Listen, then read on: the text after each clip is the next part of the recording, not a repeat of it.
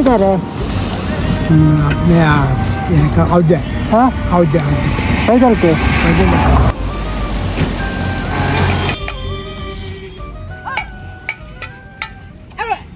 ಎಲ್ರಿಗೂ ಒಂದೇ ಮಾತಲ್ಲಿ ಗುಡ್ ಮಾರ್ನಿಂಗ್ ಹೇಳ್ತಾ ಇಂದಿನ ಈ ವ್ಲಾಗ್ ಸ್ಟಾರ್ಟ್ ಆಗ್ತಿರೋದು ರಾಮ ಮಂದಿರದಿಂದ. ಇದೊಂದು ದೊಡ್ಡದಾಗಿರೋ ವೀಣೆ ನೋಡಿ ಎಷ್ಟು ದೊಡ್ಡದಾಗಿದೆ ಅಂತ. ಇಲ್ಲಿಂದ ನಾವು ಮಾರ್ನಿಂಗು ಒಂದು 6 o'clock ಏನೋ ಇಲ್ಲಿಂದ ಹೊರಟಿದ್ವಿ. ಇಲ್ಲಿಂದ ನಾವು ಇನ್ನು ಪ್ರಯಾಗ್ರಾಜಿಗೆ ಹೊರಡಬೇಕು. ಇದು ನೋಡಿ ಇವಾಗ ರಾಮ ಮಂದಿರದ ದ್ವಾರ, ಇದು ಮೇನ್ ದ್ವಾರ. ಇಲ್ಲಿಂದ ಎಕ್ಸಿಟ್ ಆಗಿರೋದು ಇವಾಗ ನಾವು. ಎಷ್ಟು ಚೆನ್ನಾಗಿದೆ ಆ ಕಡೆ ಈ ಕಡೆಯಿಂದೆಲ್ಲ ದೀಪ ಸ್ತಂಭಗಳೆಲ್ಲ ಸೂರ್ಯನ ಚಿತ್ರ ಥರ ಬಂದಿರೋ ಥರ ಇದೆ ಇದು. ಇಲ್ಲಿಂದ ನಾವು ಇವಾಗ ಇನ್ನೂ 200 ಕಿಲೋಮೀಟರ್ ಡಿಸ್ಟೆನ್ಸಲ್ಲಿರುವ ಪ್ರಯಾಗ್ರಾಜಿಗೆ ಹೊರಡಬೇಕು. ಇಲ್ಲಿಂದ ನೋಡಿ ಜನ ಇಷ್ಟು 6 ಗಂಟೆಗಾದರೂ ಜನ ನೋಡಿ ಯಾವ ಥರ ನಡ್ಕೊಂಡು ಬರ್ತಿದ್ದಾರೆ ಬೆಳಿಗ್ಗೆ ಅಂತ. ಇದೊಂದು ಮಹಾದ್ವಾರ ನೋಡಿ. ಅಯೋಧ್ಯೆ ಎಂಟ್ರಿಗೆ ನಮಗೆ ಮೊದಲು ಸಿಗೋದು ಇದೆ, ಈ ದ್ವಾರ ಸಿಗುತ್ತೆ. ಇಲ್ಲಿಂದ ಸರ್ಕಲ್ ಹೊಡ್ಕೊಂಡು ಇಲ್ಲಿಂದ ಪ್ರಯಾಗ್ರಾಜ್ಗೆ ಹೊರಡಬೇಕು. ಇಲ್ಲಿಂದ ಅಯೋಧ್ಯೆ ಈ ಪುಣ್ಯ ಭೂಮಿಗೆ ನಮಸ್ಕರಿಸುತ್ತಾ ಇನ್ನು ಮುಂದೆ ನಾವು ಯಾವಾಗ ಏನು ಗೊತ್ತಿಲ್ಲ, ಇನ್ನು ಯಾವಾಗ ಬರ್ತೀವೋ ಇಲ್ಲಿಗೆ ಅಂತ ಗೊತ್ತಿಲ್ಲ, ನೋಡೋಣ, ಟೈಮ್ ಇದ್ದರೆ ಮತ್ತೆ ಬರ್ತಿರೋಣ ಇಲ್ಲ ಅಂತ ಹೇಳ್ತಾ ಇಲ್ಲಿಂದ ಹೊರಡೋಣ. ಇನ್ನು ನಾವು ಹೋಗ್ಬೇಕಾಗಿರೋದು ಪ್ರಯಾಗ್ರಾಜ್. ನಾವು ಇಲ್ಲಿವರೆಗೆ ಬಂದಿರೋದು ಪ್ರಯಾಗ್ರಾಜ್ಗೋಸ್ಕರ. ಇವಾಗ ಮೇನ್ ಡೆಸ್ಟಿನಿ ಇವಾಗ ಸ್ಟಾರ್ಟ್ ಆಗ್ತಿರೋದು. ಇಲ್ಲಿಂದ ನೋಡಿ ನಾವು ಎಷ್ಟು ದೂರವರೆಗೆ 350 ಕಿಲೋಮೀಟ್ರ್ವರೆಗೆ ಬ್ಲಾಕ್ ಆಗಿ ಇಲ್ಲಿದ್ದು ವೆಹಿಕಲ್ಸ್ ಎಲ್ಲ ಕ್ಲಿಯರ್ ಆದಮೇಲೆ 350 ಕಿಲೋಮೀಟ್ರಲ್ಲಿ ಮತ್ತೆ ಬ್ಲಾಕ್ ಆಗಿದೆ ಅಂತೆ. ಅಲ್ಲಿಂದ ಇದನ್ನ ಓಪನ್ ಮಾಡ್ತಿರೋದು. ಯಾವ ಥರ ಬ್ಲಾಕ್ ಇದೆ ಅಂದರೆ 47 ಕಿಲೋಮೀಟ್ರು ಬ್ಲಾಕ್ ಇದೆ ಅಂತ ಹೇಳ್ತಿದ್ರು. ಇದು ಮ್ಯಾಪಲ್ಲಿ ಕೂಡ ತೋರಿಸ್ತಿತ್ತು ನಮಗೆ. ಅಷ್ಟು ದೂರ ಬ್ಲಾಕಲ್ಲಿ ಒಂದು ಚೂರು ಗಾಡಿಗಳು ಇವಾಗ 4 ವೀಲು 3 ವೀಲು ಇದೆಲ್ಲ ಬಂದರೆ ಏನು ಒಂದು ನಿಂತಲ್ಲಿಂದ ಒಂದು ಚೂರು ಆಚೆ ಈಚೆ ಹೋಗುವಾಗಿಲ್ಲ. ನಾವು ಬೈಕರ್ಸ್ ಆಗಿದ್ದರಿಂದ ಸ್ವಲ್ಪ ಎಡೆಯಲ್ಲಿ ಜಾಗ ಸಿಕ್ಕಿದ್ರೆ ಇಲ್ಲಿ ಹೋಗ್ತಾ ಇರ್ಬೋದಿತ್ತು. ಇಷ್ಟು ಜನ ಎಲ್ಲಿಂದೆಲ್ಲ ಬರ್ತಿದ್ದಾರೆ ಅಂತಲೇ ಗೊತ್ತಾಗ್ತಿರ್ಲಿಲ್ಲ. ಏನಂದರೆ ಇವಾಗ ಪ್ರಯಾಗ್ರಾಜ್ ಮಹಾಕುಂಭಮೇಳ ಸ್ಟಾರ್ಟ್ ಆಗಿದ್ದರಿಂದ ಕಾಶಿ ಮತ್ತು ರಾಮ ಮಂದಿರಕ್ಕೆ ಸಿಕ್ಕಾಪಟ್ಟೆ ಜನ ಬರ್ತಿದ್ರು. ಕೋಟಿ ದಿನಕ್ಕೆ ಕೋಟಿ ಜನ ಬರ್ತಿದ್ರಂತೆ. ಹಾಗಾಗಿ ಒಂದೊಂದು ಅಂಗಡಿಯಲ್ಲಿ ಯಾವ ತಿಂಡಿ ತಿನಿಸುಗಳು ಇರ್ತಿರ್ಲಿಲ್ಲ, ಅಂದರೆ ಫುಲ್ ಖಾಲಿ. ಅಷ್ಟು ಜನ ಬಂದರೆ ಅಷ್ಟೊಂದು ಜನರಿಗೆ ಅಲ್ಲಿ ಫುಡ್ ಸಪ್ಲೈ ಕೂಡ ಆಗ್ತಿರ್ಲಿಲ್ಲ ಅಂದರೆ ಈ ಥರ ಬ್ಲಾಕ್ ಇದ್ದರೆ ಎಲ್ಲಿ ಸಪ್ಲೈ ಆಗುತ್ತೆ, ಯಾವ ಥರ ಆ ಥರ ಸಿಚುವೇಶನ್ಗಳು ಬಂದಿದೆ. ಅಂದರೆ ಯಾವ ಥರ ಅಲ್ಲಿದ್ದು ಸರ್ಕಾರ ಮೇಂಟೈನ್ ಮಾಡಿದೆ ಇದೆಲ್ಲ ಎಣ್ಸೋಕ್ಕೂ ಸಾಧ್ಯ ಇಲ್ಲ. ನಿಜವಾಗ್ಲೂ ಅಲ್ಲಿ ಹೋಗಿಯೇ ನಾವು ಅನುಭವ ಮಾಡ್ಕೊಬೇಕು. ಬಿಟ್ಟರೆ ನಿಜವಾಗ್ಲೂ ಒಂದು 147 ವರ್ಷಕ್ಕೊಮ್ಮೆ ಬಂದಿದೆ ಅಂದರೆ ನಾವು ಇದರಲ್ಲೊಂದು ಪಾಲ್ಗೊಂಡಿದ್ದೀವಿ ಅಂದರೆ ನಮ್ಮದೊಂದು ಯಾವ ಜನ್ಮದ ಪುಣ್ಯ ಏನೋ ಗೊತ್ತಿಲ್ಲ. ಈ ವಿಡಿಯೋ ನೋಡ್ತಿರೋರು ಎಲ್ಲರೂ ನೀವು ತುಂಬ ಜನ ಅಂದ್ಕೊಂಡಿರ್ಬೋದು ಹೋಗಿ ಬರ್ಬೋದಿತ್ತು ಅಂತ. ಯಾವ ಥರ ಇಲ್ಲಿ ಬಂದಿರೋರು ಇಲ್ಲಿ ಯಾವ ಥರ ಪರಿಸ್ಥಿತಿಗಳು ಇತ್ತು ಅಂದರೆ, ಒಂದು ಫ್ಯಾಮಿಲಿ ಏನಾದರೂ 4-5 ಜನ ಬಂದರೆ 2 ಜನ 3 ಜನ ಹಗ್ಗ ಸುತ್ತ ಹಿಡ್ಕೊಂಡು ನಡುವಲ್ಲಿ ಅವ್ರ ಫ್ಯಾಮಿಲಿಯವ್ರನ್ನ ಕರ್ಕೊಂಡು ಹಂಗೆ ಹೋಗ್ತಿದ್ರು. ಅಂದರೆ ಮಿಸ್ ಆದರೆ ಚಾನ್ಸೇ ಇಲ್ಲ ಬ್ಯಾಗ್ ಸಿಗೋಕ್ಕೆ. ಅಷ್ಟು ಜನ ಕಿಲೋಮೀಟ್ರ್ ಗಟ್ಟಲೆ ದೂರದಲ್ಲಿ ಪೊಲೀಸ್ನವ್ರು ಇರ್ತಾರೆ. ಅವ್ರಿಗೆ ಬೇರೆ ಹಿಂದಿ ಬಿಟ್ಟರೆ ಬೇರೆ ಇಂಗ್ಲೀಷು ಈ ಥರ ಬಂದರೆ ಬೇರೆ ನಮ್ಮ ಈ ಕಡೆದೆಲ್ಲ ಮಂಗಳೂರು ಈ ಕಡೆದೆಲ್ಲ ತುಳು ಕನ್ನಡ ಎಲ್ಲ ಸ್ವಲ್ಪ ಕಡಿಮೆನೇ. ಅಂದರೆ ಯಾರಿಗೂ ಬರ್ತಿರಲಿಲ್ಲ ಅಷ್ಟೊಂದು. ತುಂಬ ರ್ಯಾರ್ ಸಿಗ್ತಿದ್ದ ಜನ ಅಲ್ಲಿ ನಮ್ಮವ್ರು ಸಿಕ್ಕಿದವಾಗ ಒಂಥರ ಖುಷಿ ಆಗ್ತಿತ್ತು ನಮಗೆ. ಅಲ್ಲಿ ಕನ್ನಡದವರು ತುಳುವರು ಎಲ್ಲ ಸಿಕ್ಕಿದವಾಗ ಖುಷಿ ಆಗ್ತಿತ್ತು. ಅವ್ರ ಹತ್ರ ಎಲ್ಲ ಮಾತಾಡಿಸ್ಕೊಂಡು ಹೋಗ್ತಿದ್ವಿ. ನಿನ್ನ ಲೈಫಲ್ಲಿ ನೀನು ಏನು ಮಾಡಿದ್ಯಾ ಅಂತ ಕೇಳಿದವಾಗ ಒಂದು ಹೇಳ್ಕೊಳಕ್ಕೆ ಇದು ಇರುತ್ತಲ್ವ, ಏನಾದರೂ ನಮಗೊಂದು ಏನಾದರೂ ಹೇಳ್ಕೊಳಕ್ಕೆ ಇರಬೇಕಂತೆ. ಅದಕ್ಕೋಸ್ಕರ ನಂದು ಒಂದು ಲೈಫಲ್ಲಿ ಏನು ಮಾಡಿದ್ಯಾ ಅಂತ ಕೇಳಿದರೆ ಈ ಒಂದು ಆಪ್ಷನ್ ಇದೆ ಅಲ್ವಾ ನನ್ನ ಜೊತೆ. ಯಾವತ್ತಿದ್ರೂ ಹೇಳ್ಕೊಬೋದು. ಇದು ನಾನು ನೋಡಿ ಕುಂಭಮೇಳಕ್ಕೆ ಬೈಕಲ್ಲಿ ಹೋಗಿದ್ದೀವಿ ನಾವಿಬ್ಬರು ಇಬ್ಬರಿಗೂ ಒಂದು ಆಪ್ಷನ್ ಇದೆ. ನಾವು ಬೈಕಲ್ಲಿ ಈ ಥರ ಒಂದು ಎಕ್ಸ್ಪೀರಿಯನ್ಸ್ ಮಾಡಿದ್ದೀವಿ ಅಂತ. ನೋಡಿ ಬೈಕರ್ಸೇ ನಾವು ಒಂದೊಂದು ಕಡೆಯಲ್ಲಿ ಸ್ಟಾಪ್ ಆದರೆ ಎಷ್ಟು ಹೊತ್ತು ಬ್ಯಾಂಕ್ ಆಗಿ ಅಲ್ಲೇ ನಿಂತ್ಕೊಳ್ಳೋದು. ಬೈಕಲ್ಲೇ ಇಷ್ಟು ಗಂಟೆ, ಇವರು ಗಂಟೆಗಟ್ಟಲೆ ನಿಂತಿರೋರಂತೆ. 5 minutes later. ನೀವೆಲ್ಲ ವೀಡಿಯೋದಲ್ಲಿ ನೋಡಿರುವ ಹಾಗೆ ಇಷ್ಟೊಂದು ಟ್ರಾಫಿಕ್ ಜಾಮ್ನ ನೀವು ನನ್ನ ವೀಡಿಯೋದಲ್ಲಿ ಎಷ್ಟು ನೋಡಿದ್ದೀರಾ, ಅದೊಂದು 0.5% ಇಲ್ಲ ಅನಿಸುತ್ತೆ. ಒಂದು 100% ಜಾಸ್ತಿನೇ ಇದೆ ಅನ್ನೋದು ಬಿಟ್ಟರೆ ಅಷ್ಟು ಬ್ಲಾಕ್ ಆಗಿತ್ತು ನಮಗೆ. ಒಂದೊಂದು ಪ್ಲೇಸಿಂದ ಮೂವ್ ಆಗಬೇಕಂದ್ರೆ ಅರ್ಧ ಗಂಟೆ 1/4 ಗಂಟೆ ನಮ್ಮ ಬೈಕರ್ಸಿಗೆ. ಇನ್ನು ಈ ಬಸ್ ಅವರೆಲ್ಲರೂ ಬಂದು ನಿಂತಿರೋರಂದರೆ ಒಂದೊಂದು ದಿನ ಅರ್ಧ ದಿನ ಈ ಥರ ಬಂದು ನಿಂತ್ಕೊಂಡು ಮೂವ್ ಆಗ್ತಿದ್ದಿದ್ದು.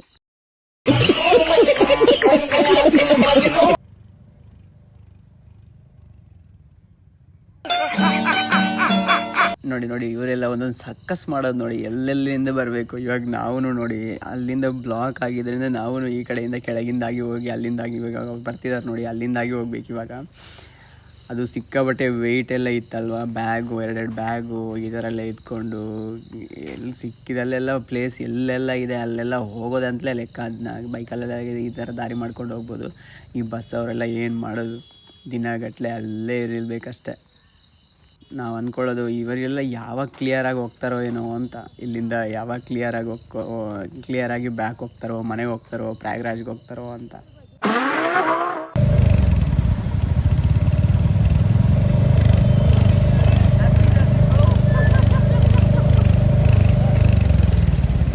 ಕಿಲೋಮೀಟರ್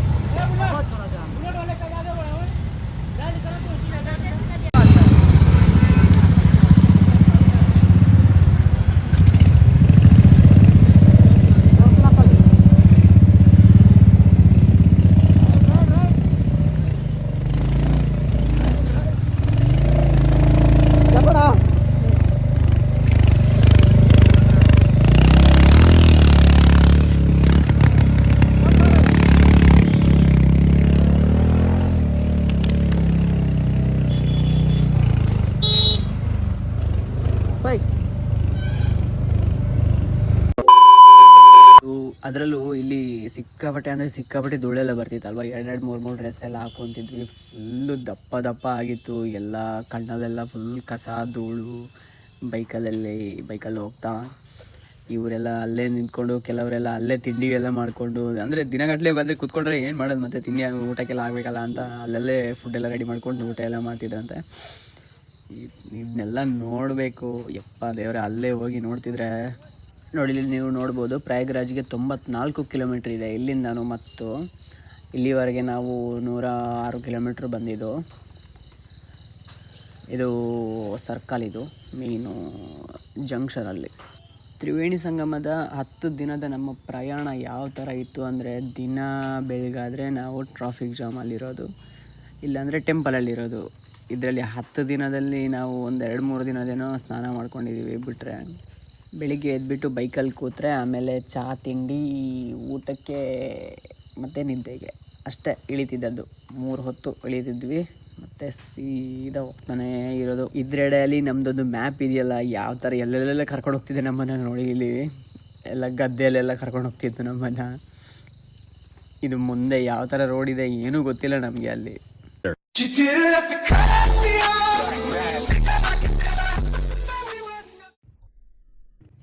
ಈ ಯಾವುದೋ ಗಲ್ಲಿಗಳಲ್ಲಿ, ಓಣಿಗಳಲ್ಲೆಲ್ಲ ಕರ್ಕೊಂಡು ಹೋಗ್ತಿತ್ತು ನಮ್ಮನ್ನು.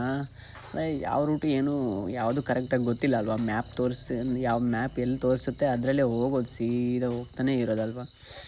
ಹಾಗಾಗಿ ಯಾರು ಅಲ್ಲಿ ಕೇಳಿದರೆ ಯಾರು ಕರೆಕ್ಟಾಗಿ ರೂಟ್ ಕೂಡ ಹೇಳ್ತಿರಲಿಲ್ಲ. ನಾವು ಇಲ್ಲಿ ಅಲ್ಲೆಲ್ಲ ಬಂದಿದ್ರೆ ಕ್ಲಿಯರಾಗಿ ಈ ಕಡೆ ಹೋಗಿ ಅಂತೆಲ್ಲ ಹೇಳ್ಬಿಟ್ಟು, ಕ್ಲಿಯರಾಗಿ ರೂಟ್ ಹೇಳ್ಬಿಟ್ಟು, ಬೇಕಾದರೆ ಅವರಿಗೆ ಎಲ್ಲಿ ಹೋಗ್ತಿದ್ದಾರೆ ಅಂತ ಅಲ್ಲಿಗೂ ಬೇಕಾದರೆ ಕರ್ಕೊಂಡೋಗಿ ಬಿಟ್ಟು ಬರ್ತೀವಿ ನಾವು ಅಲ್ವಾ. ಹಾಗೆ ಇಲ್ಲಿ ನೋಡಿ ಎಷ್ಟು ಧೂಳಿದೆ ಅಂದರೆ, ಶಾಲೆ ಮಕ್ಕಳೆಲ್ಲ ಎಷ್ಟೊಂದು ಕಷ್ಟ ಪಡ್ಕೊಂಡು ಹೋಗ್ತಿದ್ದಾರೆ ಅಂದರೆ, ಎಷ್ಟು ಧೂಳಿದೆ ನೋಡಿ ಅಲ್ಲಿ. ಆ ಧೂಳು ನಡುವೆ ಆ ಮಕ್ಕಳೆಲ್ಲ ಶಾಲೆಗೆ ಹೋಗ್ತಾ ಅವರು ಯಾವ ಥರ ಇವ್ರದ್ದೊಂದು ಪರಿಸ್ಥಿತಿ ಯಾವ ಥರ ಇರ್ಬೋದು. 47 ದಿನ ಇಲ್ಲಿದ್ದು ಜನರಿದ್ದೆಲ್ಲ ಪರಿಸ್ಥಿತಿಗಳು ಯಾವ ಥರ ಇರ್ಬೋದು ಅಂತ ನೆನೆಸ್ಕೊಂಡ್ರೆ ಸಿಕ್ಕಾಪಟ್ಟೆ ಇದು ನಿಜ ಎಣ್ಸೋಕ್ಕೂ ಸಾಧ್ಯ ಇಲ್ಲ. ಇದು ಈ ಮಕ್ಕಳೆಲ್ಲ ಎಷ್ಟು ಬೈಕೊಂಡಿದ್ದಾರೇನೋ ನಮಗೆ ಗೊತ್ತಿಲ್ಲ. ಇನ್ನು ಅವರಿಗೆಲ್ಲ ಸಾರಿ ಅಂತ ಹೇಳ್ತಾ ಇನ್ನು ಮುಂದುವರಿಯೋಣ. ಇಲ್ಲಿಂದ ಮತ್ತೆ ನಮಗೆ ದಾರಿಯುದ್ದಕ್ಕೆ ಸಿಗುವಂಥದ್ದು ಗಾಡಿಗಳು ಎಲ್ಲನೂ. ಈ ಧೂಳು ಗಾಡಿಗಳ ಜೊತೆ ನಮ್ಮ ಪ್ರಯಾಣ ಸಾಗುತ್ತಾ ಹೋಗ್ತಿರೋದು ಪ್ರಯಾಗ್ರಾಜ್ನ ಹತ್ರ ಬರುವಾಗ ಅಲ್ಲಿದ್ದು ಜನ ಜಾಸ್ತಿ ಸೇರ್ಕೊತಿದ್ರು. ಸಿಕ್ಕಾಪಟ್ಟೆ ಜನ ಅಂದರೆ ಅಲ್ಲಿ ಜನ ಯಾವ ಥರ ಬರ್ತಿದ್ರು ಅಂದರೆ, ಅಲ್ಲಿ ಏನಿದೆ ಏನೋ ಒಂದು ಪಾಸಿಟಿವ್ ವೈಬ್ ಇರ್ಬೋದು, ಏನೋ ಒಂದು ಇದೆ ಅಂತಲೇ ಅಂದ್ಕೊಂಡು ಬರ್ತಿರೋದಲ್ವ. ಸುಮ್ಮನೆ ಏನು ಯಾರೂ ಬರಲ್ಲ ಅಲ್ವ ಅಲ್ಲಿಗೆ. ಈ ಥರ ಆದರೂ ಏನೋ ಒಂದು ಲೈಫಲ್ಲಿ ಅಚೀವ್ ಮಾಡಿರೋ ಥರ ಎಲ್ರಿಗೂ ಅದೇ ಫೀಲ್ ಆಗ್ತಿರ್ಬೋದು ಅಲ್ಲಿಗೆ. ಇಲ್ಲಾಂದರೆ ಅಲ್ಲಿ ಎಣ್ಸೋಕ್ಕೂ ಸಾಧ್ಯ ಇಲ್ಲ ಅಂಥ ಒಂದು ಪರಿಸ್ಥಿತಿಗಳಲ್ಲೆಲ್ಲ. ಹಾಗೆ ಯಾರೆಲ್ಲ ಸಬ್ಸ್ಕ್ರೈಬ್ ಮಾಡದೆ ವೀಡಿಯೋ ನೋಡ್ತಿದ್ರೆ ಎಲ್ಲರೂ ಸಬ್ಸ್ಕ್ರೈಬ್ ಮಾಡ್ಕೊಳ್ಳಿ ಅಂತ ಹೇಳ್ತಾ, ಶೇರ್ ಮಾಡಿ, ಲೈಕ್ ಮಾಡಿ. ನೀವು ಒಂದು ಲೈಕ್ ಮಾಡಿದರೆ, ಒಂದು ಕಮೆಂಟ್ ಮಾಡಿದರೆ ಸಾಕು, ತುಂಬ ಖುಷಿ ಆಗುತ್ತೆ. ಅಂದರೆ ನಮಗೆ ನೆಕ್ಸ್ಟು ಇವಾಗ ವೀಡಿಯೋ ಮಾಡಬೇಕು, ಒಳ್ಳೊಳ್ಳೆ ಕಂಟೆಂಟ್ಗಳನ್ನ ಕೊಡಬೇಕು ಅಂತ ತುಂಬ ಖುಷಿ ಆಗುತ್ತೆ. ನೀವು ಒಂದೊಂದು ಕಮೆಂಟ್ಸ್ ಆದರೂ ಎಲ್ಲರೂ ಮಾಡಿ, ಅಂದರೆ ಸಬ್ಸ್ಕ್ರೈಬ್ ಮಾಡ್ಕೊಳ್ಳಿ, ಎಲ್ರಿಗೂ ಕಳಿಸಿ, ವೀಡಿಯೋಗಳನ್ನ ಶೇರ್ ಮಾಡಿ. ವೀಡಿಯೋಗಳಲ್ಲಿ ಏನಾದರೂ ಪ್ರಾಬ್ಲಮ್ಸ್ಗಳಿದ್ದರೆ, ಏನಾದರೂ ಸೊಲ್ಯೂಷನ್ಗಳನ್ನ ನೀವು ಹೇಳಿ, ಸಜೆಷನ್ ಮಾಡಿ, ಎಲ್ಲ ಸರಿ ಮಾಡ್ಕೊಳ್ಳೋಣ ಮುಂದೆ. ಇವಾಗ ನಾವು ಆಲ್ಮೋಸ್ಟ್ ಪ್ರಯಾಗ್ರಾಜ್ ಹತ್ರ ರೀಚ್ ಆಗಿದ್ವಿ. ಆಮೇಲೆ ಪ್ರಯಾಗ್ರಾಜಿದ್ದು ಮೇಯ್ನಾಗಿ ನಾವು ಬಂದಿರೋ ಒಂದು ಕುಂಭದ ಅಲ್ಲಿ ಒಂದು ಸ್ನಾನ ಮಾಡಿಕೊಂಡು ಇಲ್ಲಿಂದ ಮತ್ತೆ ಹೊರಡಬೇಕು ನಮ್ಮೂರಿಗೆ. ಇದು ನೋಡಿ, ನಾವು ಪ್ರಯಾಗ್ರಾಜ್ ಹತ್ರ ಇದು. ಇಲ್ಲಿ ನೋಡಿ ಜನ ಯಾವ ಥರ ಹೋಗ್ತಿದ್ದಾರೆ ಅಂದರೆ, ಬೈಕೆಲ್ಲ ಇಲ್ಲಿ ಪಾರ್ಕಿಂಗ್ ಮಾಡಿಕೊಂಡು ಆಮೇಲೆ ನಾವು ಇಲ್ಲಿಂದ ಹೊರಟಿದ್ದು. ಸಿಕ್ಕಾಪಟ್ಟೆ ಒಂದು 10-15 ಕಿಲೋಮೀಟ್ರ್, 20 ಕಿಲೋಮೀಟ್ರ್ ಏನೋ ನಡೆದಿದ್ದೀವಿ ಅನಿಸುತ್ತೆ. ನಾವು ಎಲ್ಲೋ ಒಂದು ಕಡೆಯಲ್ಲಿ ಬೈಕ್ ಪಾರ್ಕ್ ಮಾಡಿ ಇಲ್ಲಿ ಬೈಕ್ ಪಾರ್ಕ್ ಮಾಡಿಕೊಂಡು ಇಲ್ಲಿಂದ ನಾವು ನಡ್ಕೊಂಡು ಹೋಗಿದ್ದು. ಅಂದರೆ ಇಲ್ಲಿ ಗೈಡು ಆ ಥರ ಈ ಥರ ಏನಿರಲಿಲ್ಲ. ಜನ ಎಲ್ಲಿ ಹೋಗ್ತಿದ್ದಾರೆ, ಎಲ್ಲರೂ ಹೋಗೋದೆ ಯಾವ ಥರ ಹಿಂದೆ ಬರ್ತಿದ್ದಾರೆ. ಅವ್ರು ಆಪೋಸಿಟಿಂದ ಬಂದವರು ಅದು ಆ ಕಡೆ ಇದೆ ಅಂತ ಹೇಳ್ತಾರೆ, ಈ ಕಡೆಯಿಂದ ಹೋಗಿರೋರು ಅದು ಆ ಕಡೆ ಇದೆ ಅಂತ. ಕುಂಭಮೇಳ ಯಾವ ಥರ 47 ಕಿಲೋಮೀಟ್ರಿಗೆ ಅಷ್ಟು ದೂರದಲ್ಲಿನೂ ಆಗ್ತಿರುವಂತಹ ಕುಂಭಮೇಳ ಅಂತ. ಇಲ್ಲೆಲ್ಲ ಜನ ಎಲ್ಲ ಮಿಸ್ ಆದರೆ ಎಲ್ಲ ಇದು ಸಿಗ್ಬೋದಾ ಹೇಳಿ, ನೀವು ಎಲ್ಲಾದರೂ ಮಿಸ್ ಆದರೆ ಸಿಗ್ಬೋದಾ ನೋಡಿ. ನಾವು ಮಕ್ಕಳನ್ನೆಲ್ಲ ಎಷ್ಟು ಸೇಫಾಗಿ ಇಟ್ಕೊಂತೀವಿ ನೋಡಿ, ಇಲ್ಲ ಅವರಿಗೆಲ್ಲ ಅವರಷ್ಟಕ್ಕೆ ಅವ್ರನ್ನ ಬಿಟ್ಟಿರ್ತಾರೆ, ಮಣ್ಣಲ್ಲಿ ಆಟ ಆಡ್ಕೊತಿದ್ದಾರೆ.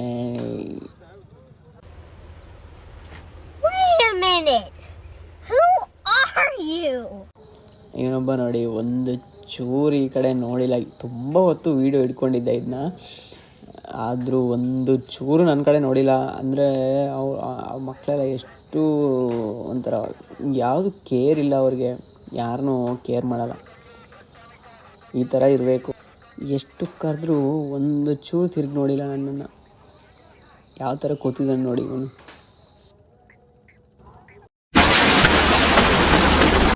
ಒಂದೇ ಒಂದು ಲುಕ್ ನೋಡಿ ಯಾವ ಥರ ಇದೆ ಅಂತ. ಹಿಂದಿರೋನು ಅಣ್ಣ. ಆಮೇಲೆ ಖುಷಿ ಆಗೋಯ್ತು ಅವನಿಗೆ, ಸಿಕ್ಕಾಬಟ್ಟೆ ನಗ್ತಿದ್ದ. ಆಮೇಲೆ ಯಾವ ಥರ ಇದ್ದಾರೆ ನೋಡಿ ಮಕ್ಕಳು, ಎಷ್ಟೆಷ್ಟು ಚೆನ್ನಾಗಿದ್ದಾರೆ. ಅವರನ್ನು ನೋಡಿದ್ರೆ ನಂಗೊಂಥರ ಏನೋ ಖುಷಿ ನೋಡಿ. ಇಲ್ಲಿಂದ ಎಷ್ಟು ದೂರವರೆಗೆ ಈ ಸೇತುವೆಗಳನ್ನ ನಿರ್ಮಿಸಿದ್ದಾರೆ ಅಂದರೆ, ಎಷ್ಟು ಇದೆ ಒಂದಲ್ಲ, ಇದು ಎಷ್ಟೋ ಇದೆ ಆ ಕಡೆಗೆ. ಅಷ್ಟು ದೂರ ಸೇತುವೆಗಳನ್ನ ನಿರ್ಮಿಸಿರೋದು ಈ ಕುಂಭಮೇಳಕ್ಕೋಸ್ಕರ ಅಂತಲೇ ನಿರ್ಮಿಸಿರೋದು ಇದು. ಇದ್ರ ಹಿಂದೆ ಯಾವ ಥರ ಎಲ್ಲ ಕೆಲಸ ನಡೆದಿದೆ, ಎಷ್ಟು ತಿಂಗ್ಳುಗಟ್ಟಲೆಯಿಂದ ಕೆಲಸ ನಡೆದಿದೆ, ಏನು ದೇವ್ರೆ, ಇದನ್ನೆಲ್ಲ ಎಣ್ಸೋಕ್ಕೂ ಸಾಧ್ಯ ಇಲ್ಲ. ನಿಜವಾಗ್ಲೂ ಅವರಿಗೊಂದು ತಲೆಬಾಗಿ ನಮಸ್ಕಾರ ಹೇಳಬೇಕು. ನೋಡಿ ಅಲ್ಲಿ ಕೆಲಸ ನಡೆದಿರುವಂಥದ್ದು ಒಂದು ವಿಡಿಯೋ ಇದೆ, ಹಾಕ್ತೀನಿ.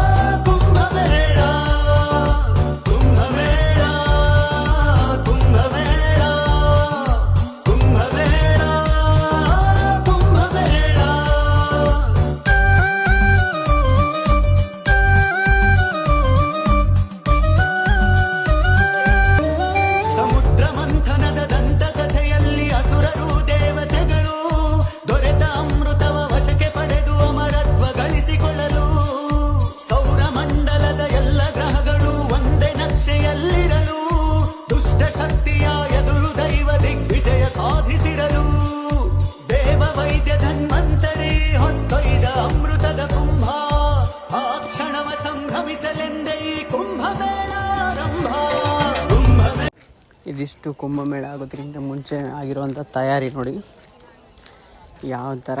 ಅಷ್ಟೊಂದು ಟೈಮಿಂದ ತಯಾರಿ ಮಾಡಿದ್ರಿಂದ ಈ ದಿನ ನಾವು ಕ್ಲಿಯರಾಗಿ ಆ ಸೇತುವೆ ಮೂಲಕ ನಡ್ಕೊಂಡೆಲ್ಲ ಹೋಗ್ಬೋದು. ನೋಡಿ ಇಷ್ಟೊಂದು ಜನ, ಕೋಟಿ ಜನ ಬರ್ತಿರುವಾಗ ಇಲ್ಲಿ ಕ್ಲಿಯರಾಗಿ ಮೇಂಟೈನ್ ಮಾಡ್ಬೋದು ನೋಡಿ. ತ್ರಿವೇಣಿ ಸಂಗಮ ಅಂದರೆ 3 ನದಿಗಳು ಬಂದು ಸೇರುವಂಥ ಜಾಗ. ಇಲ್ಲಿಗೆ ತ್ರಿವೇಣಿ ಸಂಗಮ ಅಂತ ಹೇಳ್ತಾರೆ.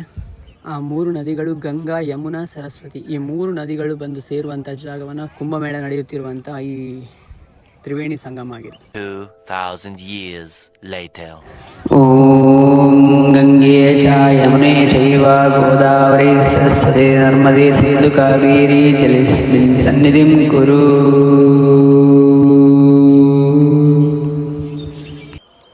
ಮೂರು ನದಿಗಳ ಸಂಗಮದಲ್ಲಿ ಸ್ನಾನ ಮಾಡಿಕೊಂಡು ಇಲ್ಲಿಂದ ನಾವು ಹೊರಟಿರೋದು.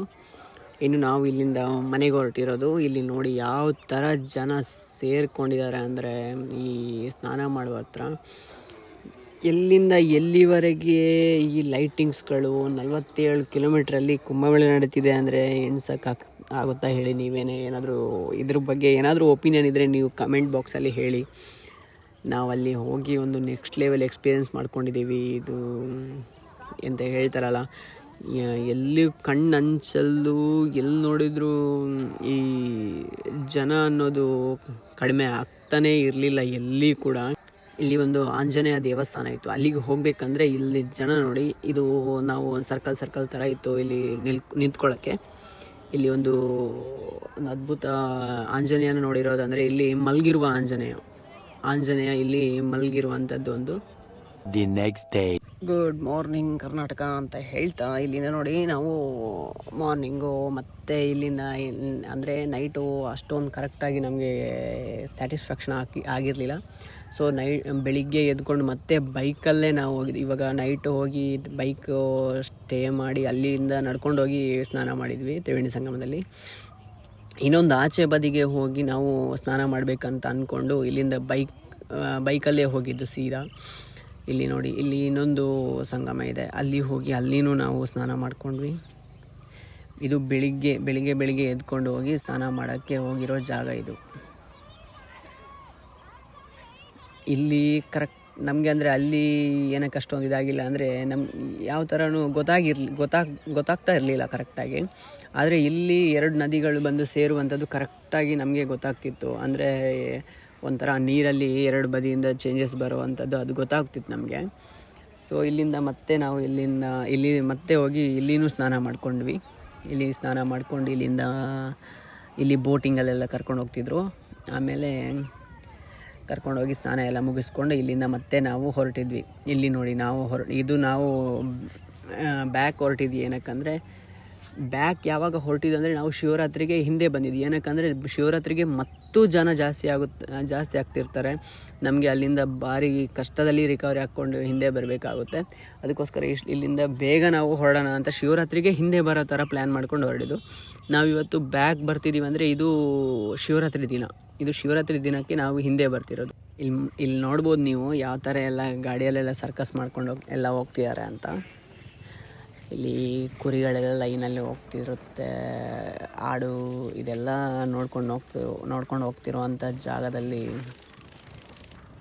ವಿಚಿತ್ರವಾಗಿ ಸಿಗ್ತಿರುವಂಥ ಕೆಲವೊಂದೊಂದು ಅಪರಿಚಿತ ವ್ಯಕ್ತಿಗಳಿಗೆ ಇದೆಲ್ಲ ನೋಡ್ತಾ ಹೋಗ್ತಿರುವಾಗ ನೋಡಿ, ಇಲ್ಲಿಂದ ನಾವು ಹೋಗುವಾಗ ಇನ್ನೂ ಘಾಟಿ ಸೆಕ್ಷನ್ ಎಲ್ಲ ಸಿಗುತ್ತೆ. ಇಲ್ಲಿಂದ ನೋಡಿ ಯಾವ ಥರ ಎಲ್ಲ ರೋಡ್ಗಳಿದೆ ಅಂತ.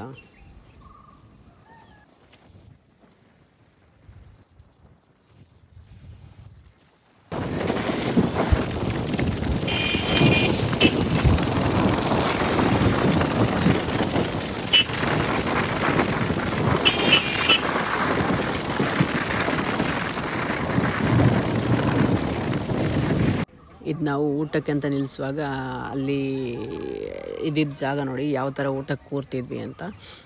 ಈ ಸೋಫಾ ಥರ ಇದೆಯಲ್ಲ, ಇದ್ರ ಮೇಲೇ ಊಟಕ್ಕೆ ಕೂರೋಕ್ಕೆ ಇಲ್ಲೇ ಊಟ ಎಲ್ಲ ರೆಡಿ ಮಾಡಿ ಕೊಡ್ತಿದ್ರು. ಇದು ನೋಡಿ 10 ದಿನದ ಸೂರ್ಯೋದಯ, 10 ದಿನದ ಸೂರ್ಯಾಸ್ತ, ಇದು ಎಲ್ಲನ ಎಷ್ಟು ಚೆನ್ನಾಗಿ ನಾವು ನೋಡ್ತಿದ್ವಿ ಅಂದರೆ ಅದಷ್ಟು ಖುಷಿ ಕೊಡ್ತಿದ್ದು ನಮಗೆ. ಮಾರ್ನಿಂಗ್ ಹೋಗ್ತಾ ಸೂರ್ಯೋದಯ ನಮ್ಮನ್ನು ವೆಲ್ಕಮ್ ಮಾಡ್ತಿರೋ ಥರ ಒಂದು ಖುಷಿ ಆಗ್ತಿತ್ತು ಮನಸ್ಸಿಗೆ. ಇಲ್ಲಿಂದ ಮತ್ತೆ ಎದ್ಕೊಂಡು ಸೂರ್ಯನ ಜೊತೆ ನಮ್ಮ ಪಯಣ ಸಾಕ್ತಾನೇ ಇದ್ದಿದ್ದು. ಇಲ್ಲಿಂದ ನಾವು ಇದನ್ನ ಮಿಸ್ ಮಾಡ್ಕೊತೀವಿ, ಯಾಕಂದರೆ ಇದು ಬ್ಯಾಕ್ ಹೋಗ್ತಿರೋದು ನಾವು ಮನೆಗೆ. ಸೊ ಹಾಗಾಗಿ ಇಲ್ಲಿಗೆ ನಮ್ಮ ಈ ಕುಂಭಮೇಳದ್ದು ಸೀರೀಸು ಇಲ್ಲಿಗೆ ಲಾಸ್ಟ್ ಆಗುತ್ತೆ. ಇನ್ಮೇಲಿಂದ ಹೊಸ ವ್ಲಾಗ್ಗಳಾಗಿರ್ಬೋದು, ಇನ್ನೊಂದು ಹೊಸ ಒಂದು ಪ್ರಾಜೆಕ್ಟ್ ಇದೆ ನೋಡಿ, ಜನವರಿ ಸ್ಟಾರ್ಟ್ ಆಗುತ್ತೆ. ಯಾವ ಥರ ನೀವು ಕರ್ಕೊಂಡು ಹೋಗ್ತೀರಾ ನನ್ನ ಯಾವ ಥರ ಅಂತ ಗೊತ್ತಿಲ್ಲ. ನೋಡಿ, ನೀವು ನಮ್ಮನ್ನು ಖುಷಿಯಾಗಿ ಹಾರೈಸಿದರೆ ನಾವು ಮುಂದೆ ಹೋಗ್ಬೋದು. ನಿಮ್ಮ ಒಂದು ಆಶೀರ್ವಾದ ನಮ್ಮ ಮೇಲೆ ಈ ಥರನೇ ಇರಬೇಕು ಇನ್ಮೇಲೆ. ಈ ಕುಂಭಮೇಳಕ್ಕೆ ನಾವು ಹೋಗಿ ಟೋಟಲ್ ಎಷ್ಟು ಖರ್ಚಾಯಿತು, ಎಷ್ಟು ಪೆಟ್ರೋಲ್ಗೆ ಆಯಿತು, ಎಷ್ಟು ಊಟ ತಿಂಡಿಗೆ ಆಯಿತು, ಎಷ್ಟು ಟೋಟಲಾಗಿ ನಮ್ಮ ಖರ್ಚೆಲ್ಲ ಎಷ್ಟು ಆಯಿತು ಅಂತ ಎಲ್ಲ ಡೀಟೇಲ್ ಆಗಿ ಬೇಕು ಅಂದರೆ ನೀವು ಕಮೆಂಟಲ್ಲಿ ಹೇಳಿ ನಮಗೆ. ನಾನು ಅದರದೊಂದು ಸಪ್ರೇಟಾಗಿ ವೀಡಿಯೋ ಮಾಡ್ತೀನಿ. ಬೇಕಂದರೆ ಕಮೆಂಟ್ ಮಾಡಿ. ಇಲ್ಲಾಂದರೆ ನಾನು ಇಲ್ಲಿಗೆ ಇದನ್ನ ಎಂಡ್ ಮಾಡ್ತೀನಿ. 5 minutes later. 4,500 ನಾವೇ ಒಂದು ಬಂಡ್ ಧೈರ್ಯ ಅಂತ ಮಾಡಿಕೊಂಡು ಬೈಕಲ್ಲಿ ಹೋಗೋಣ ಅಂತ ಬಂಡ್ ಧೈರ್ಯ ಮಾಡ್ಕೊಂಡು ಹೋಗಿದ್ವಲ್ವಾ. ಇವಾಗ ಇವ್ರನ್ನ ನೋಡಿದರೆ ನೀವು ಏನಂತೀರ ಹೇಳಿ. ಇವ್ರು ನೋಡಿ, ಒಬ್ಬ ಅಜ್ಜ ನಮಗೆ ಸಿಕ್ಕಿದ್ರು ಬರ್ತಾ ಬೈಕಲ್ಲಿ. ಅವ್ರು ಇವಾಗ ಕುಂಭಮೇಳಕ್ಕೆ ಮತ್ತು ಕಾಶಿಗೆ ಮತ್ತು ಅಯೋಧ್ಯೆಗೆ ಹೋಗ್ತಿರೋದಂತೆ ಅವ್ರು ಮೇಯ್ನಾಗಿ. ನಡ್ಕೊಂಡು ಹೋಗ್ತಿದ್ದಾರೆ. ಯಾವ ಥರ ಅವ್ರ ಮೈಂಡ್ ಸೆಟ್ ಆಗಿರ್ಬೋದು ಅವ್ರದ್ದು. ನಾವು ಬೈಕಲ್ಲಿ ಹೋದ್ರೇ ಇಷ್ಟೊಂದು ಟೆನ್ಷನ್ ಎಲ್ಲ ಮಾಡ್ಕೊಂಡು ಹೋಗ್ತಾ ಇದ್ವಿ ಅಂದರೆ, ಇವ್ರು ನಡ್ಕೊಂಡು ಹೋಗಿ ಅಯೋಧ್ಯೆಗೆ ಹೋಗ್ತಿರೋದಂತೆ.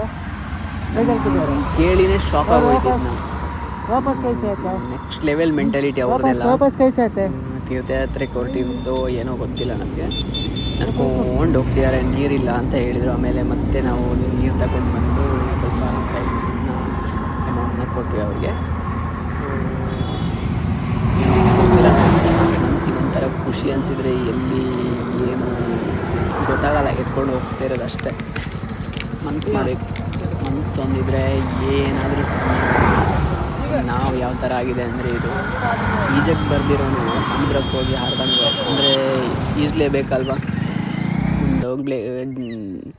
ಮುಂದೆ ಹೋಗ್ಬೇಕಂದ್ರೆ ಈಜಲೇಬೇಕು.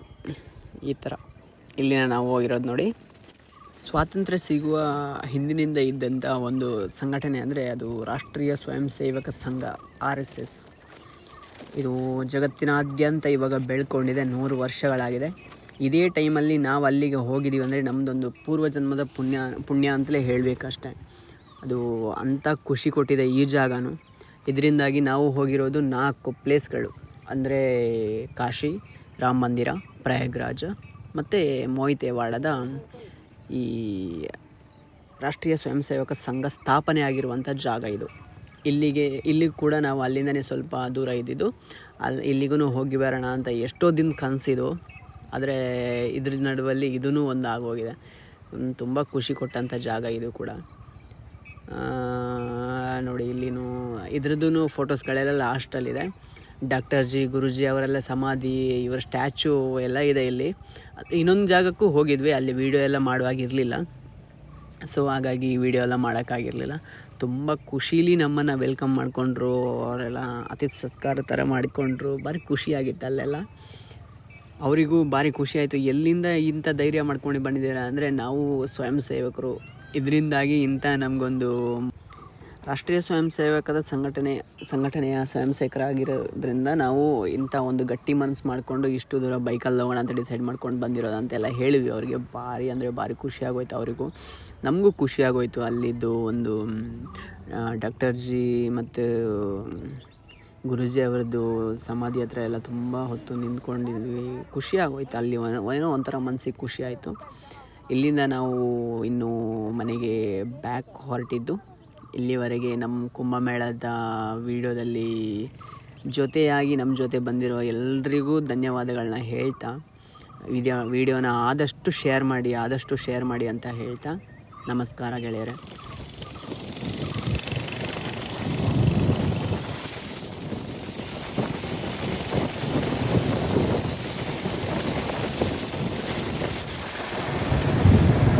ಲೈಕ್ ಮಾಡಿ, ಶೇರ್ ಮಾಡಿ, ಸಬ್ಸ್ಕ್ರೈಬ್ ಮಾಡಿ, ಎಲ್ರಿಗೂ ಶೇರ್ ಮಾಡಿ. ಆದಷ್ಟು ಕಮೆಂಟ್ ಬಾಕ್ಸಲ್ಲಿ ಏನು ಒಪಿನಿಯನ್ ಇದ್ದರೂ ಹೇಳಿ ನಮಗೆ.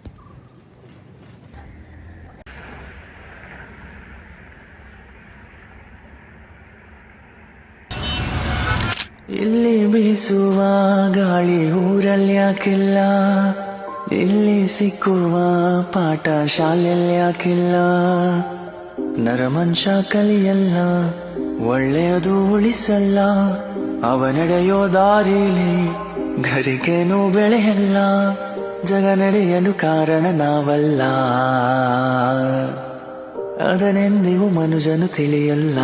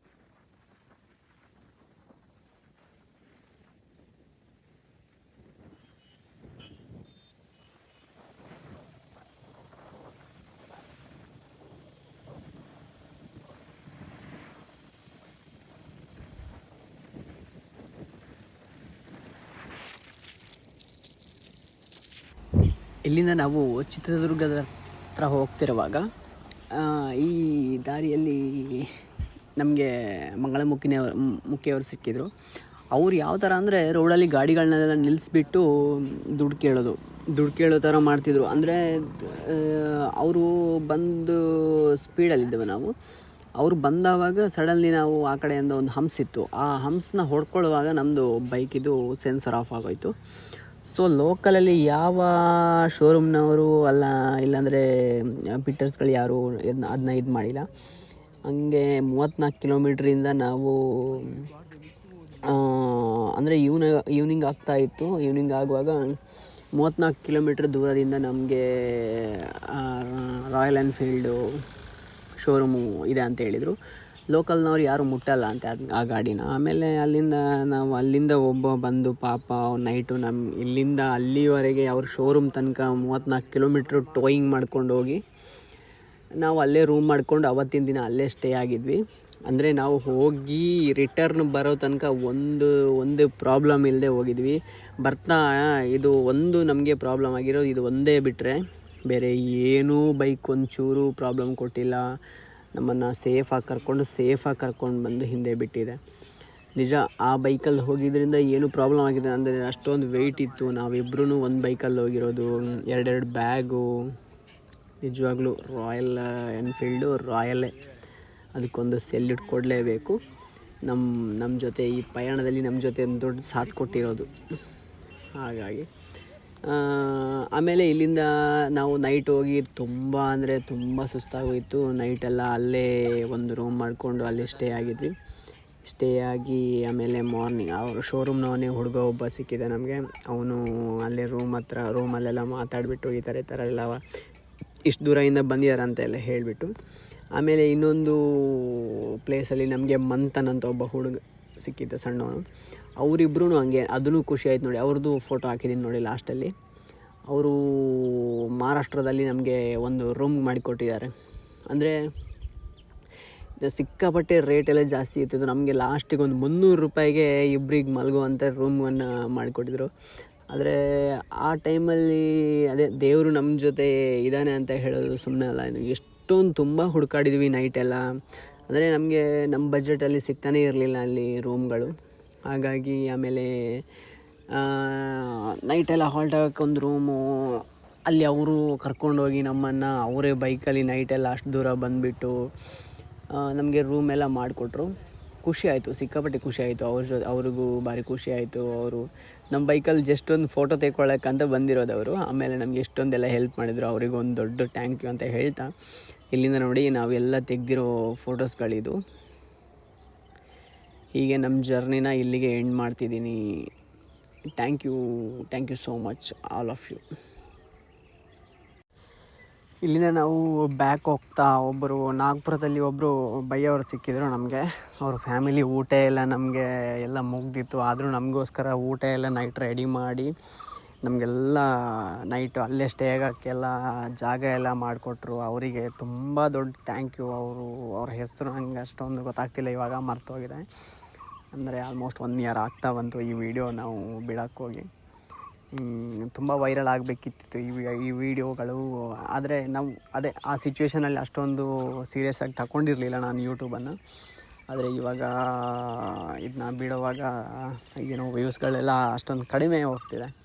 ಹಾಗಾಗಿ ನೋಡಿ, ಶೇರ್ ಮಾಡಿ ಎಲ್ರಿಗೂ. ಆ ಬಯ್ಯನ್ಗೊಂದು ದೊಡ್ಡ ಟ್ಯಾಂಕ್ಸ್ ಅಂತ ಹೇಳ್ತಾ ಹೋಗ್ತಾ ನೋಡಿ. ಈ ಟೈಪಲ್ಲಿ ಬಸ್ ಸ್ಟ್ಯಾಂಡ್ಗಳು ಎಷ್ಟು ಚೆನ್ನಾಗಿದೆ ಅಂತ.